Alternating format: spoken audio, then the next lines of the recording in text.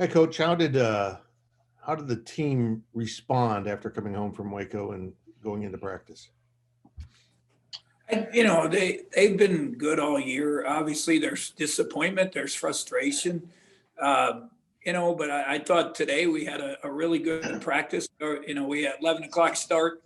You had to, go early today, and yesterday it was more. We did weight stretching, talking, video, and some shooting. But they seem to be resilient. Obviously, I'm sure their confidence is jilted a little bit.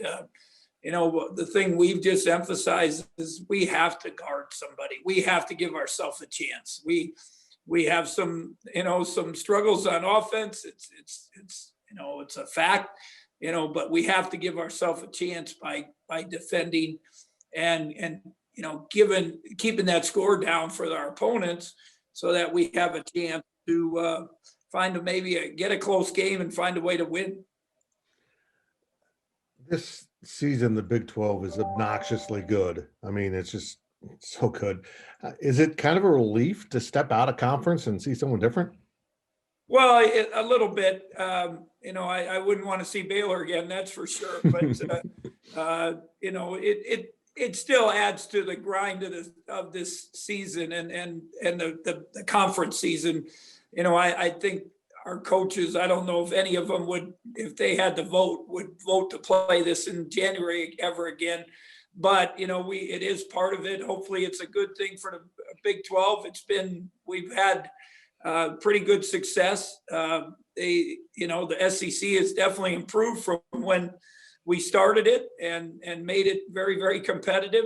And it's a different opponent that Buzz gets them to play hard. They scramble a lot. They play lots of different lineups. They have three really good players, I think, that we're going to have to deal with. And so I hope for our sake, it's something where we can rise up and early morning start, we get going and have a good win and maybe give us a nice jump start into this last stretch of the season.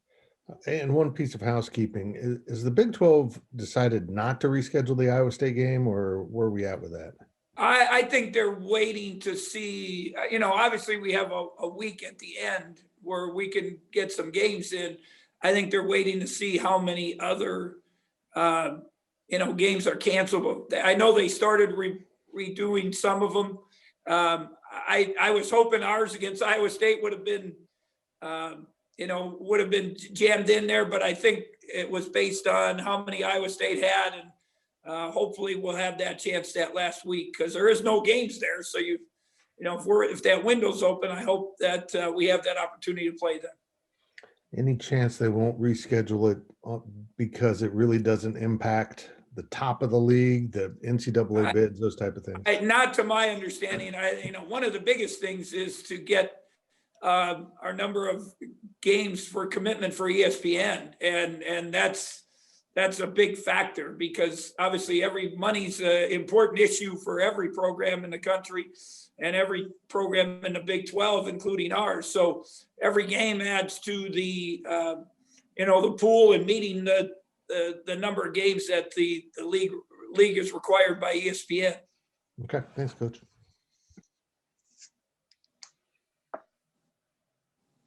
Okay, next question to Kellis Robinette.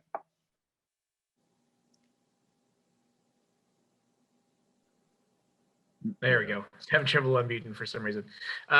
Bruce, now that you've got Casey back, you've kind of gone back and forth between playing big, playing small. Have you figured out the best balance for that moving forward yet? No, not really. I think the only thing we regret a little bit is we didn't go back to it in the game. Because we didn't have a great start, but we did have good shots. We just didn't make them.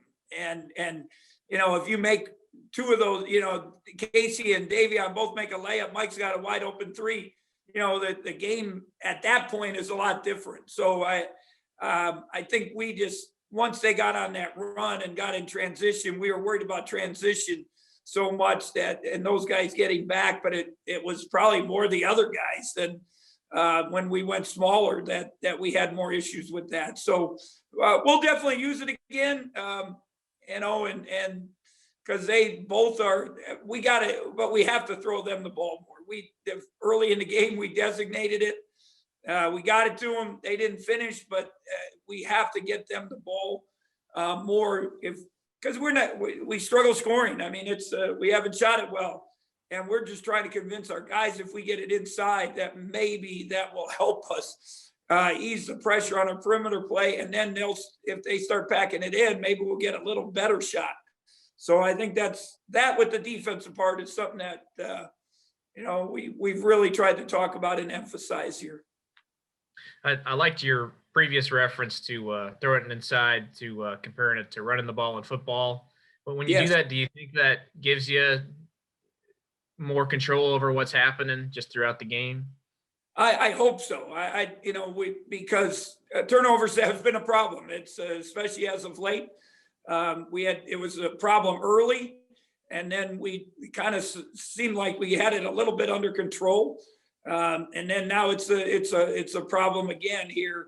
And somebody texted me, a coach said, "Oh, you made improvement. You went from 28 to 20 turnovers," but just kind of laughing. But it's we got to get that thing around 10 to give us a chance. But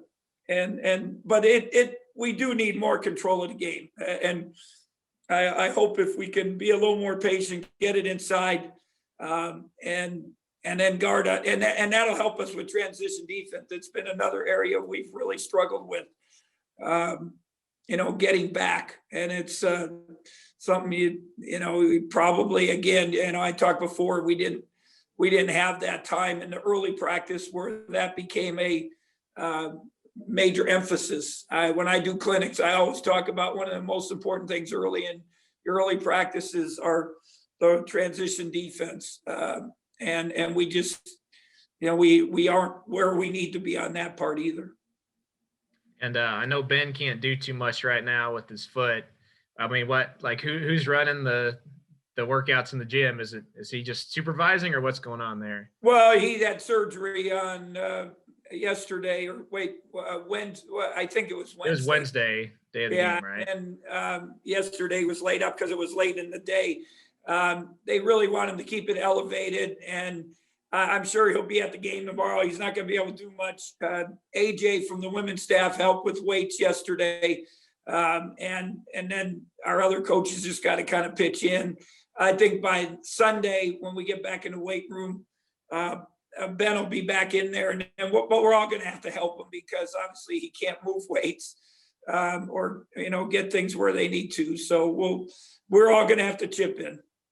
Yeah, is he going to be like getting around on a scooter, or he is on a scooter? Yes, he is. Yeah, okay.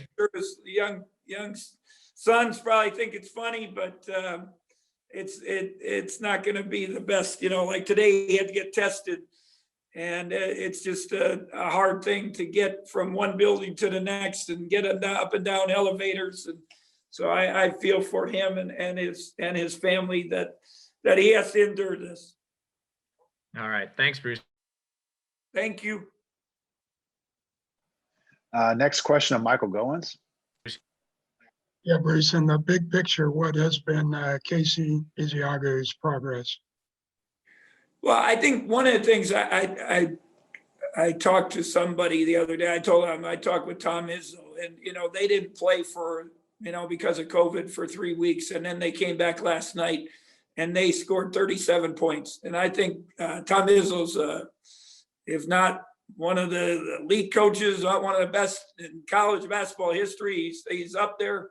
And so he's a good coach. But when you don't play for a while, 37 is an impressive number with a veteran team, with a team that was started in the top 10 or 15 in the country, whatever, to start the season. So I think it just kind of shows you it's not as easy as people think. Casey sat out 7 weeks. I told him when it happened, I said, Casey, when you come back, it's not going to magically come right back. And especially you're in the middle of the season, you don't have the reps and practice that you, like this week. We got back at 1:32 in the morning. What can you do the next day? And then we had the practice this morning. So, we had a good practice this morning, but you don't get that daily repetition. So it's just going to take him a little bit of time. It's like, I don't want to say it's starting over, but it's definitely not like he's in a rhythm, and it'll take him a little time. But we need him to be a little more active, and I think he was a little tentative. Obviously we all were, but he's got to get a little more active, a little better feel of what's going on in the game. Flying a jet, making he was always like a step behind, and I think that'll have to come, over the course of this next couple of weeks. And it seems like you've struggled to guard the perimeter, and A&M struggles shooting the three. How do you go with Emmanuel Miller? So Miller's, 16-8, really effective, kind of old school. They put him in some funny spots that kind of like you would old school basketball, that pinch post, that wide short corner, and they let him go. He has, I don't think he's made a three if I'm correct, but he's averaging 16 points. So he knows what he is. He's good at it. It's 8 rebounds. Buzz does some, interesting different actions to get him involved and keep everyone away from him, to allow him for space to make plays. So it's something we've talked about since 1:30 a.m. Thursday morning when we got back as a staff, the matchup and how we're going to guard them. And I'm not sure we have it solved, but we discussed it again this morning. We went through practice, and just hope we can do a solid job on him. Where's Nigel Pack from a conditioning standpoint? He's not anywhere near where you want him to be. I thought I probably pushed the minutes the other day, but I think in the long run, it's probably good for him. And even today, I asked him after practice, I said, "Are you okay?" And he said, "Yeah, but I got to get in that cold tub and get those legs freshened up again and get some blood flowing." So it's hard. It's, and I think I mentioned after the game, he told me the defense, probably a little step behind. Obviously you're going against the elite guards like we did, and then just getting the legs into the shot. Hopefully he made a couple today in practice, and hopefully that'll help give him a little confidence. And as we move forward, I love that he got 5 assists. 1 turnover. Again, his overall is unbelievable for any freshman to do what he's done, especially since we haven't shot it well. So if we had any little better percentage, you'd think his numbers would even jump higher. But we need some other guys to find ways to get some assists and create for everybody else.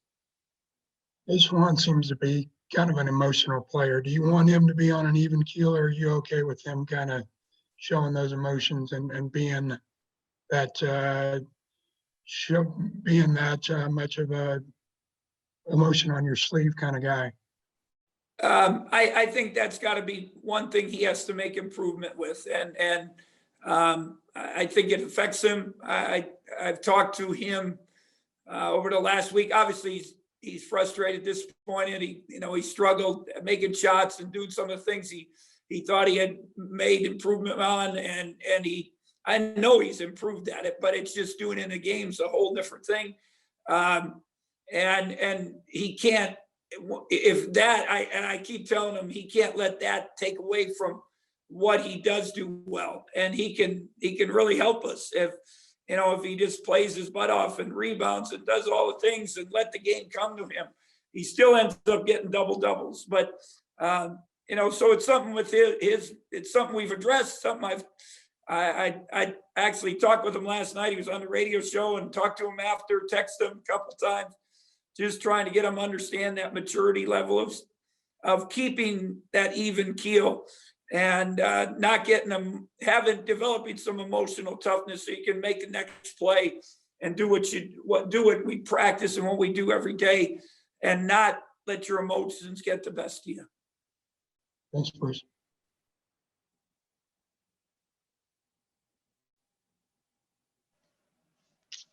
Any other questions for Ryan Black? Next question.